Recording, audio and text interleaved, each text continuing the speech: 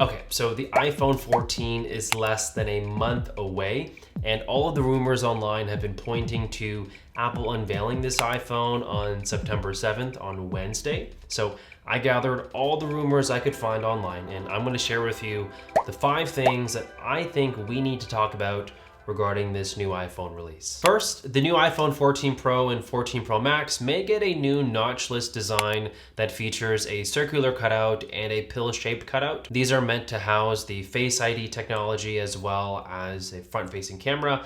And I think the new design renders look good. Obviously, these aren't confirmed, but I hope it looks this way. I've been incredibly jealous of the way Android phones have looked over the last few years, and I'm just really hoping that Apple pulls the trigger on this one. I think this design is very welcomed. Less notch, less bezels. I'm all for that. And if you were paying attention, this is only for the Pro models. So if you're buying just the entry-level iPhone 14, it's not gonna have this new design. It's just gonna still have the same notch that we see on the current iPhone 13s out right now. That's a little disappointing, but if you actually read more into the news, Apple is actually rumored to not increase the price of the entry-level iPhone 14, so they're trying to make it more affordable for everybody, and if that means leaving the notch on there, I don't know if that's such a bad thing after all. Okay, so this next rumor really caught me by surprise, and if it's true, I might just fall off my chair a bit because this is gonna be awesome, and it's the fact that the iPhone 14 Pro models might get a vapor chamber cooling system in all of the devices. And if you have no idea what that is, just imagine a really efficient system in the phone that can cool your phone down and not let it overheat. And we've all experienced this. You may have actually experienced it and not even realized it. If you take your phone out on a hot sunny day and you just want to use it outside, eventually you'll notice the brightness of your screen dimming down.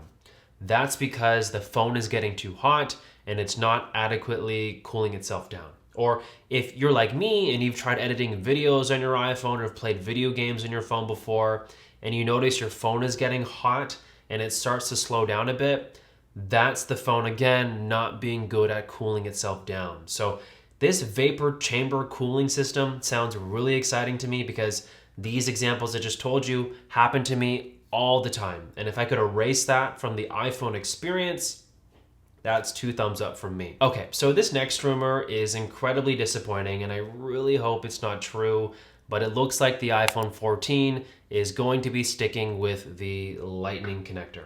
There's not going to be any USB-C this year. Apparently, we'll see, fingers crossed that this is not true, but it's looking like that is going to be the case. It might not come until 2023, it looks like. I do believe that Apple is eventually going to switch to USB-C. It just doesn't make any sense in the world that we're in. Literally everything we have now is USB-C except the iPhone at this point. And my AirPods Max, by the way, which is incredibly annoying, but that's a side note. And if you're not aware, Europe is passing a legislation that is making it mandatory for Apple to ship and sell USB-C iPhones. So that's going to happen soon with Apple. So they have 2 options. They can make all of their iPhones USB-C and just send that all out to the world, which would be the best case scenario. But a very odd scenario to think about is Apple shipping USB-C iPhones to Europe because they have to, and then selling the rest of the world Lightning cable iPhones because they can. And if that's the reality we're heading towards, regarding a new chip for the iPhone, it looks like only the 14 Pro and Pro Max models are going to be getting the brand new A16 chip. It's not looking like it's going to be a huge improvement over the A15, which is currently in the iPhone 13 and 13 Pro, but we're going to see some minor improvements like we always do and with every iteration of the iPhone. I always tell people that I just don't know anybody who is like, I need more power on my iPhone. It's just not a thing. I think the average person is more than happy with how good iPhones are. And I'm saying this because it actually is looking like that the iPhone 14, so the entry-level model, is still going to be having the A15 chip from last year. And You know, when you say that out loud, it kind of sounds like, I'm buying a new device that has the same chip as last year. That's kind of odd. Like, that's bad news. But I don't know. I don't know how to feel about it. I mean, at one point, I'm like, it's a newer phone. It should have the newer chip. But on the other end, would anybody even notice? I'm not so sure. And on the third end, if that's a way to say that, Apple is trying to keep the cost down. Like I said it earlier in this video, they want the entry-level iPhone 14 price to stay at $799 so that they can increase demand for iPhones and get it out to more people. So if that means shipping them with A15 chips from last year, I think that's a good thing. I mean, there's going to be more of you guys able to afford an iPhone, which is never a bad thing, I think. And another note about the A15 chip in the iPhone 14, it actually is rumored to still have improved performance anyways. Apple is shipping these iPhones with a new and faster cellular modem, which will give you better internet speeds. They redid the internal design apparently and made some other updates to all of the iPhones. So you actually should still see somewhat of a performance increase if that matters to you. Just something to put out there. Okay, so as for the cameras, which is usually the star of the show for every phone release every year, it looks like all of the iPhones, regardless if it's a Pro or entry-level model, is going to be getting an update on the ultra-wide camera. It's not clear what it's going to be, but my guess is that it's probably going to have a lower aperture, which means that it will have better low-light shooting for photos and videos, which is never a bad thing. But for the Pro model iPhones specifically, it looks like there is going to be updates to the standard wide camera and the telephoto lens.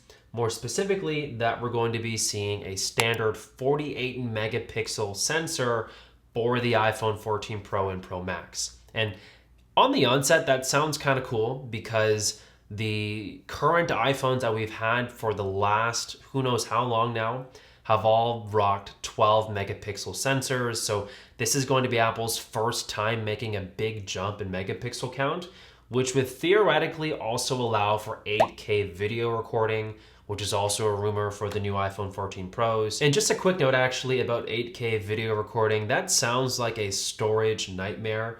8K video is gonna be huge in terms of file size. I just can't really see a regular person using 8K video. So I'm kind of curious to see how Apple markets this out to the world, if this really is the case. But to pivot back to the 48 megapixel sensor, we've seen for years Android phones brag about these 100 megapixel sensors, these 40 plus, 50 plus, 60 plus megapixel sensors, and we never really see that turn into anything good. The iPhone, who has always had a 12 megapixel camera, the Google Pixels of the world that have always had, I think, a 10 or 12 megapixel camera, they've always just looked way better than these like high megapixel count cameras.